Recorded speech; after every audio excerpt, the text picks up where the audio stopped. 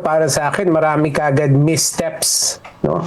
Si Senate President Cayetano. Unang-una, yung nag-double down pa siya dun sa sinasabi niyang the Senate was under attack, no? Na malinaw naman na hindi. Not just from yung punto de vista ng law enforcers natin, pero sa punto de vista nila mismo, no, nung mga senador na naiwan doon. Kasi alam naman natin na kumakain pa sila as if walang nangyayari.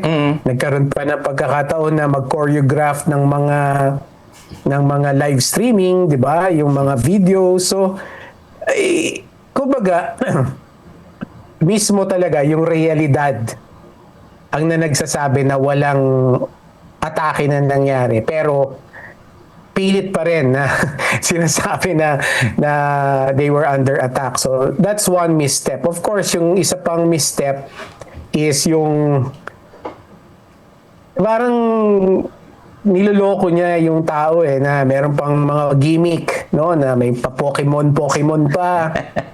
ay hindi na kailangan yun I mean, that's not necessary anymore kasi nandun ka na, nakuha mo na yung liderato, it's time to get down to business. So, dapat seryoso na. Right? Hindi na tayo naglolokohan. So, yun ang pwede ko masabi na hindi magandang simula. Let me put it that way. Hindi magandang simula ng kanyang liderato. Sir, kamusta naman po yung committee chairmanship po ng Ilana? Kayo po ba ay sabi nga po natin na kahit po galing po or kaya po ay marami na po nagagawa po sa isang committee dahil po hindi po kalyado ay maalis po ito. Ay ganoon po talagang patakaran po, no, sa of course kahit saan naman po, lower house or dyan mismo sa may upper house na ganyan po ang nangyayari. Now which is ang tanong po ng taong bayan ay parang deserve ba natin po ganitong mga change of leadership and then magkaroon po ng mga change of committee chairmanship? Hindi, no? Yan ang sagot dun sa tanong mo. We don't deserve that, no? Kasi unang-una, wala namang sinasabi yung saligang batas natin na kapag nagpalit ng liderato ay automatic magpapalit ng chairmanships, no? Yung pagpalit ng liderato, nasa konstitusyon natin yan kasi hinahalal ng mga miyembro ng bawat chamber yung liderato nila, no? So that's part of the process, sabi mo nga. Pero hindi ko masasabi na yung pagpalit ng chairmanship or chairmanships ay automatic din na dapat magpalit.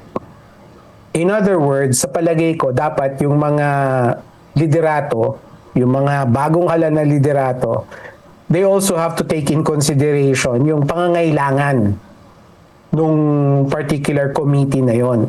So, halimbawa na lang yung education committee. Diba? Alam naman natin na meron tayong education crisis. At alam naman natin na yung DepEd, yung TESDA, yung CHEDE, nangangailangan talaga ng tulong mula sa Kongreso. So, yung committee chairmanship ng education, hindi na dapat ito papalit-palit para magkaroon ng parang continuity. Yes. Para talagang nasusubaybayan yung mga reforma na pinapalakad ng gobyerno natin. No? Not just the executive branch, pati yung legislative branch. So, kung ako tatanungin mo, hindi na dapat pinalitan yung chairmanship ng education. No? Yun dapat, sinabi na nila, let's apply common sense, let's apply the public interest, huwag na natin panaigin yung partisan politics dito at hayaan na lang natin na patuloy yung pagtakbo ng chairmanship ng Committee on Education. Ito yung isang halimbawa na sinasabi ko na hindi naman kailangan automatic na mapalitan din yung chairmanships.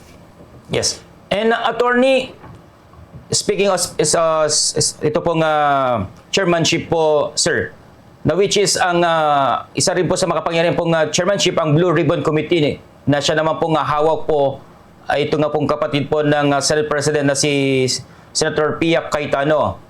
Ano po ba nakikita po natin dito, lalo na po at meron po nga pahayag na rin po ito nga po nga si Senator Amy Marcos na imbitahan na ang Marine 18s, ito nga po nga si Romualdez, si Bersamin, and kamusta na po kaya yung pong naging findings naman po na hindi po pinirmahan po ng nasa opposition dati nito nga pong si former chairperson po ng Blue Ribbon Committee, ito pong si Senator Ping Lacson? Magulo, no? Bombo Prami, kahit ako, hindi ako makakapagsabi kung ano ang kinakaharap nitong Blue Ribbon Committee na bago, no? Magulo yung sitwasyon nila. Kasi ang nangyayari ngayon, hindi alam kung saan, ano ba talaga ang direksyon na dapat puntahan ng Blue Ribbon Committee.